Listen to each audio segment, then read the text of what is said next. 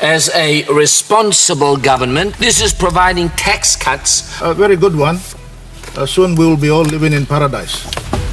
Everything will be okay.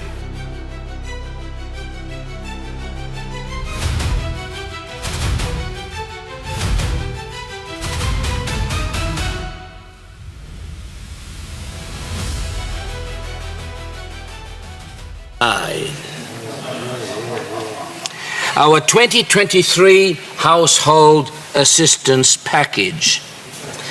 Mr. Speaker, despite the good economic news looking forward, we must remember that PNG has, frankly, some of the worst social indicators in the region.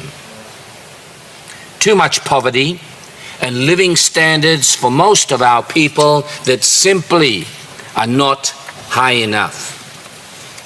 This government knows the cost of living pressures facing families around our nation.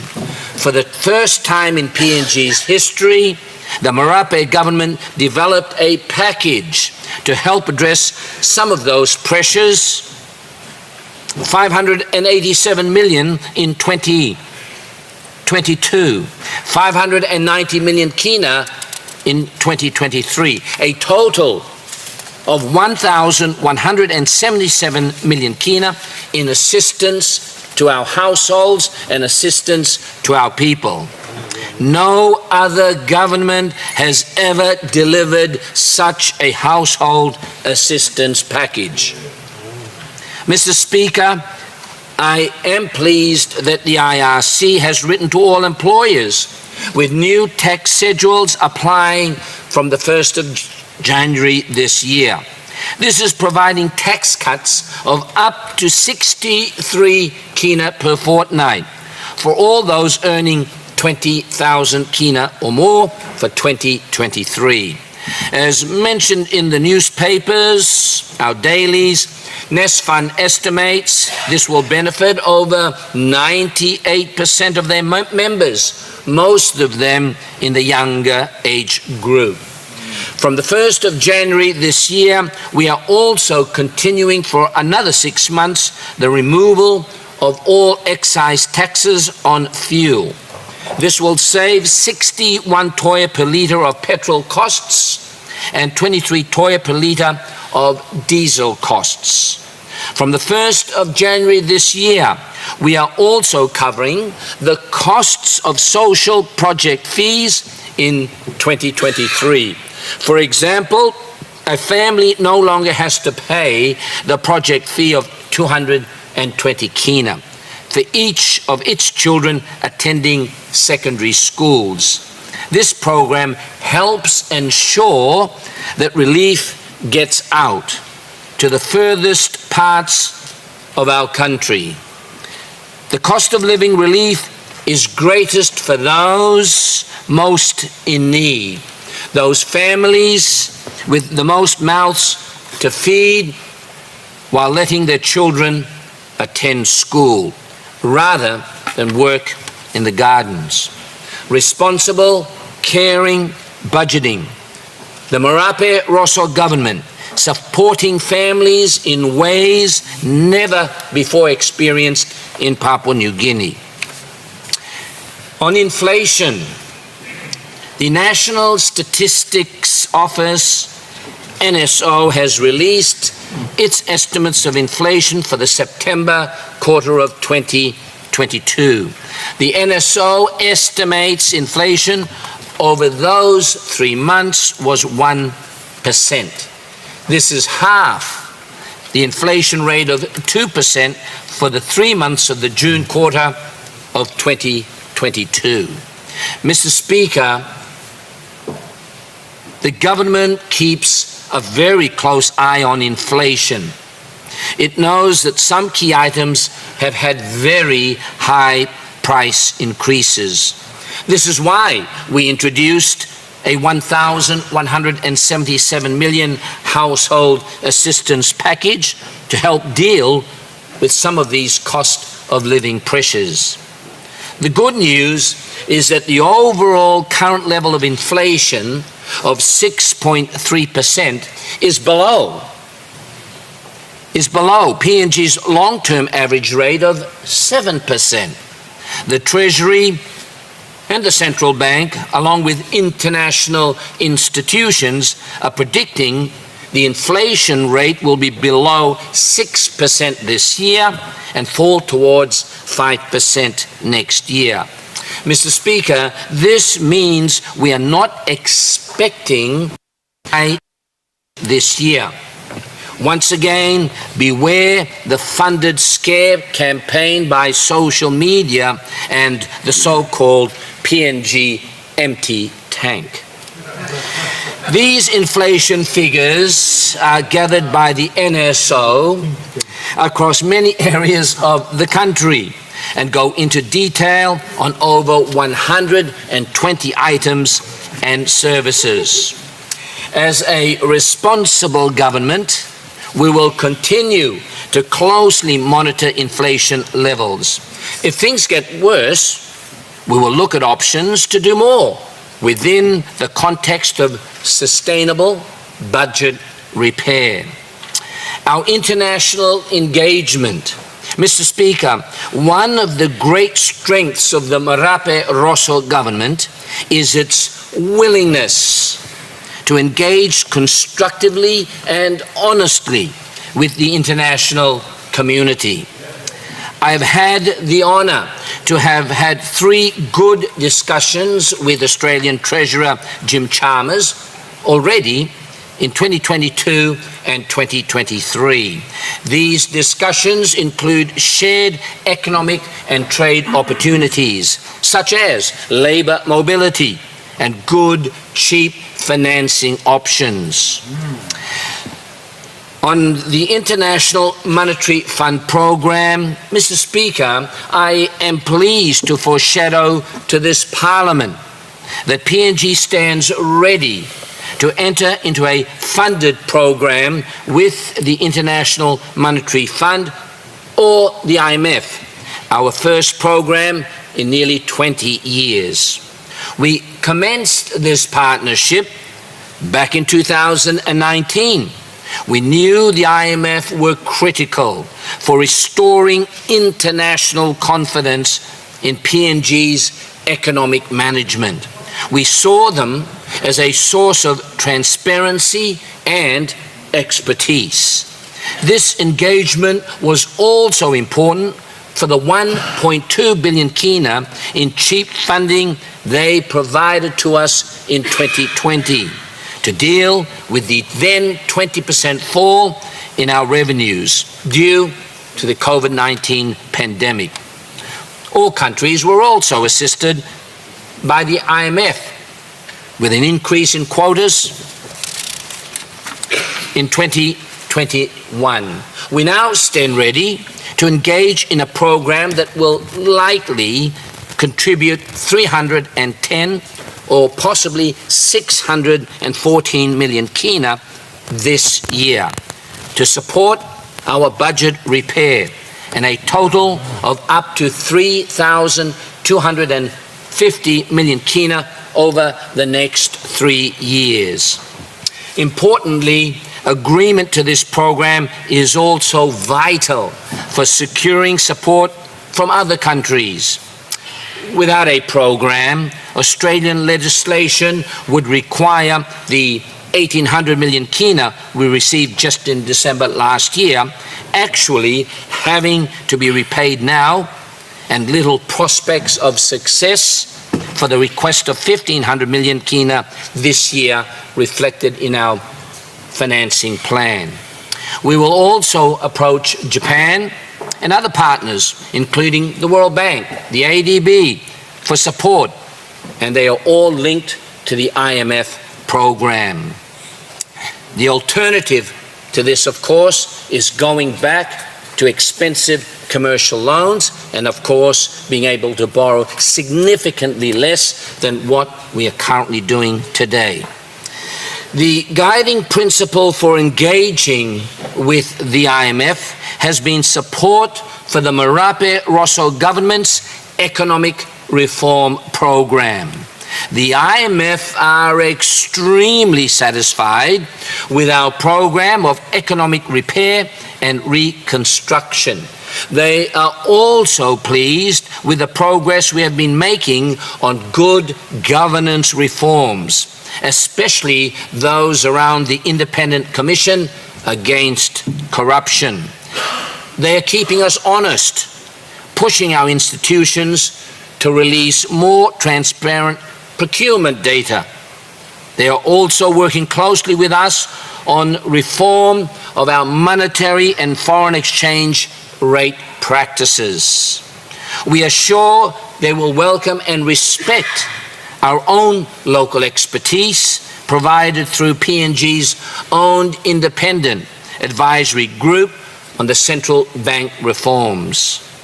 There have been hiccups along the road, yes, and I expect there will be hiccups in the future.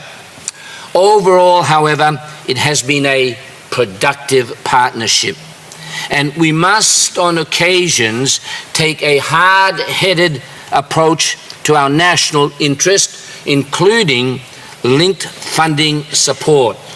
And like all negotiations, this will require some give and take on both sides. Member for Yalupangia. Thank you, Mr. Speaker, and I thank the Treasurer for his statement to Parliament. The statement is a very good one. Soon we will be all living in paradise. Everything will be okay. Mr. Speaker, this is a second statement in less than 2 weeks on an economy by a Treasurer in this Parliament. I have been around here for over 20 years, and I've never seen this before. Obviously, there are some challenges in our economy, and I think the Treasurer has noted that. But to take things lightly, and for me, I don't mind being insulted and intimidated and arrested and all those things, because I'm a public figure. But you can never silence me, Mr. Speaker, as long as I enjoy the mandate of my people. And I will speak for them. And Mr. Speaker, speaking about the economic data before us, since the good member for Kavian and Treasurer was in opposition, he has been rewriting the numbers to suit his argument for a while. He ignores the numbers that are presented by the official government agencies. Bank of Papua New Guinea, National Statistical Office, all the other agencies, even independent studies. So I don't mind him continuously presenting numbers that suits his argument. That is his business, Mr. Speaker. Mr. Speaker, I did not interrupt him when he was insulting me. Why can't he just shut up and sit down? And let someone speak. There's a point of order. Mr. Speaker, I think we must be reading two different reports. I'm reading the same reports, and numbers you are presenting are not correct. And I've got a summary of all the numbers here with me. I can give it to you. And you can read it at your leisure when you're having lunch. But, Mr. Speaker, let us say that, you have your position and I have mine. But, Mr. Speaker, we know that the economy is growing, or the GDP is growing. And that's largely due to the boom in the resource commodity prices that we are enjoying today. It's got nothing to do with the Treasurer's performance. Absolutely nothing. These commodity prices are a reflection of what is happening outside the global economy. Gold, copper, LNG prices are at record levels today. But, Mr. Speaker, the growth of GDP does not mean that there is prosperity for everyone in this country. And there is a fact, Mr. Speaker. Instead of focusing on the issues that are before us, the Treasurer comes here and makes a grandiose political statements. But, Mr. Speaker, let me say this. Forget about insults and everything else, but focus on a few things. And I'll be very constructive. Focus on the issue about cost of living in this country, Mr. Speaker. And let me tell you what cost of living means if the Treasurer does not know. That is the price of goods and services that is affecting every family in this country. And its affordability, Mr. Speaker. If you have not been to the shops lately, please try go shopping once in a while. You will see the real struggles families are going through. The second issue about living standards in this country that you just eloquently presented is about access to infrastructure. And I'm pleased to know that the government is continuing some of the work that we have started on building roads, building ports, building airports. These are things that will improve the living standards of our people. Try and focus on those. And the third issue, Mr. Speaker, is access to reliable, quality health and education. These are challenges that people are facing today. Access to quality health and education. That improves living standards of individuals and families right across the country. And the fourth issue, Mr. Speaker, is about peaceful society. Address law and order. Address law and order which is not getting out of hand in this country. Those are things that will improve living standards of people. When they are living in peace, they're enjoying good health and education. When the prices of goods are down, those are things that the minister should be focusing on. I can tell you, Minister, 90% of the population don't believe in what you're saying. Mr. Member from Alupanga, you address it to me, not direct to the minister. Because of the reality that they are facing every day. So, Mr. Speaker, we need to be careful on what we do and what we say in this honorable house. And, Mr. Speaker, let me also add to the fact about the job numbers. Fortunately, I went through the National Statistical Office that you went through yesterday and saw the numbers. In 2014, the unemployed was 2.6%. In 2016, the rate of unemployment was 2.5%. 2018, it was 2.4%. In 2020, it went up to 2.7%. And 2022-23, they're expecting it to be at 2.8%. Those are the numbers that your departments are producing. I don't know which page that you are reading from about job losses and things. We are familiar with the unemployed people because if you got the real numbers from people like Nest Fund or Number One Super, they will tell you how many people are being put out of job. And the growth of jobs that you are talking today, nobody sees it. Nobody's feeling it. People have no income. And that's what they want you to take leadership about. And when you talk about creation of jobs in the manufacturing sector, yes, we know. You met with the Manufacturing Council and you posted a lovely picture. Of course, some of them are your relatives. Some of their businesses might be able to, of course, have some growth. But the rest of the industry is suffering. As far as we know, there are cuts all the time. We've seen the front pages of the newspapers, so I don't have to explain to this House and the Treasurer. But reality is that people are losing jobs everywhere. Only place there's steady in jobs is government because we are protecting it. So we should.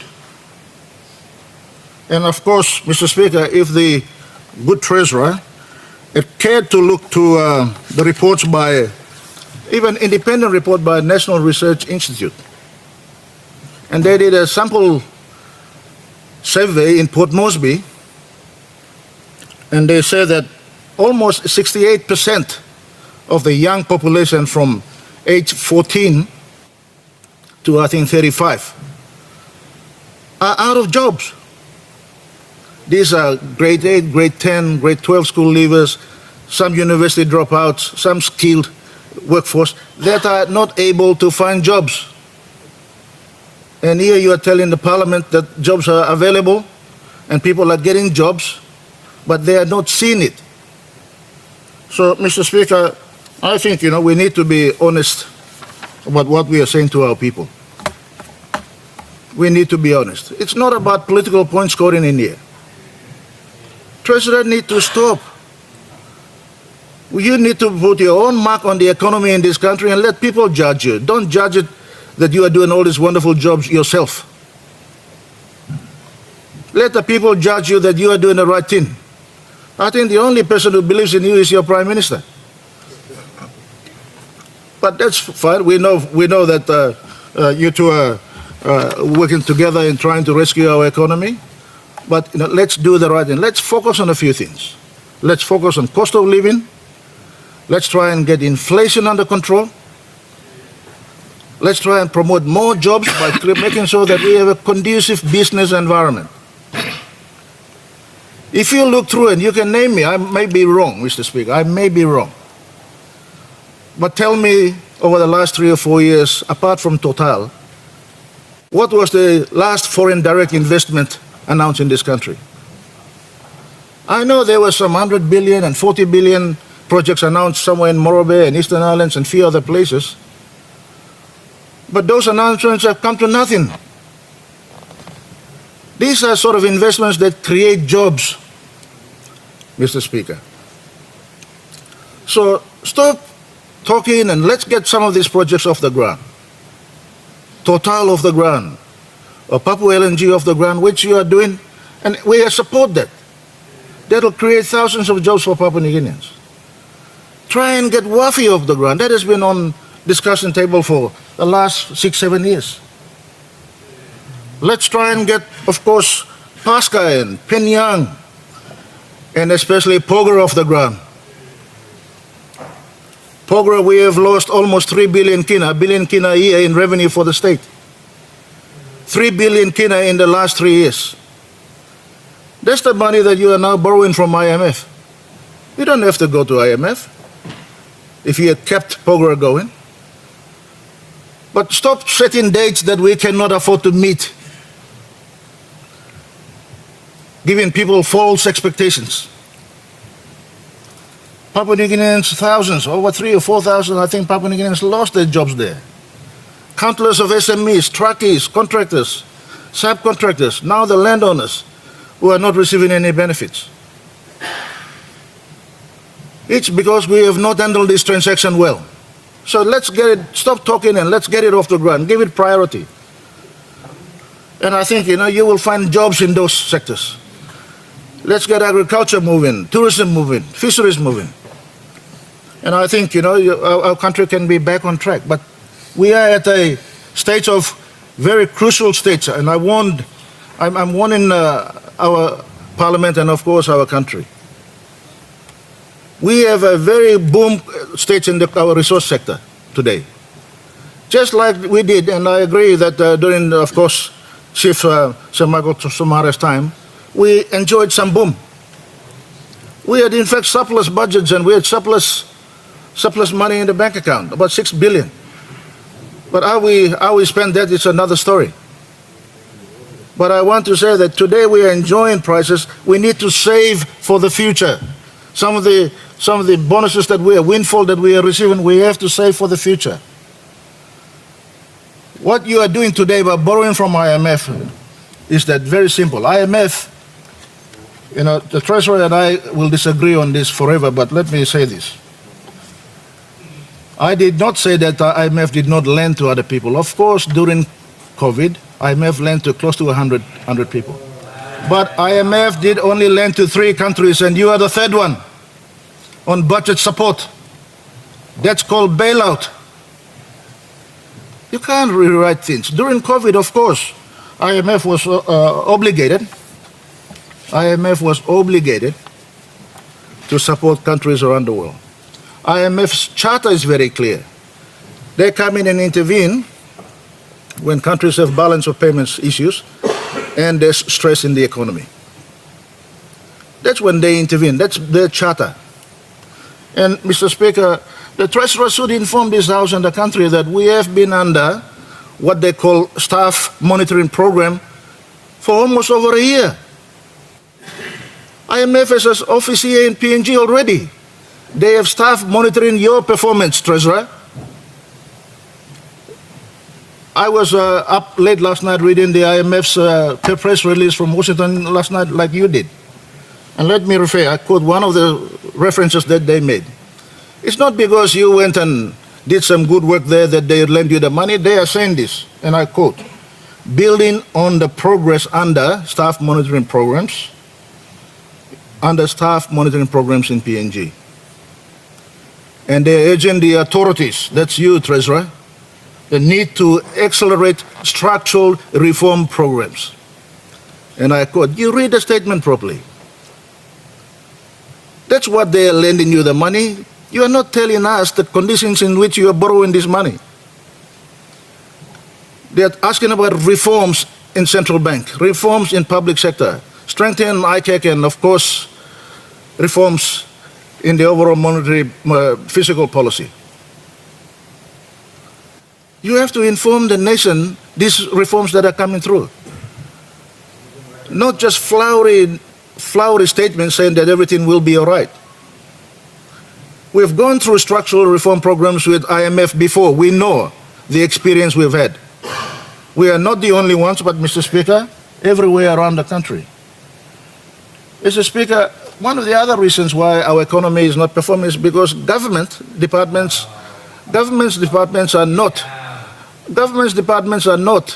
receiving the funds that you have budgeted for, Treasurer. Mr. Speaker, because for the first time in the history of our country, the day-to-day issuance of warrants have been controlled by the Treasurer and under the supervision of IMF.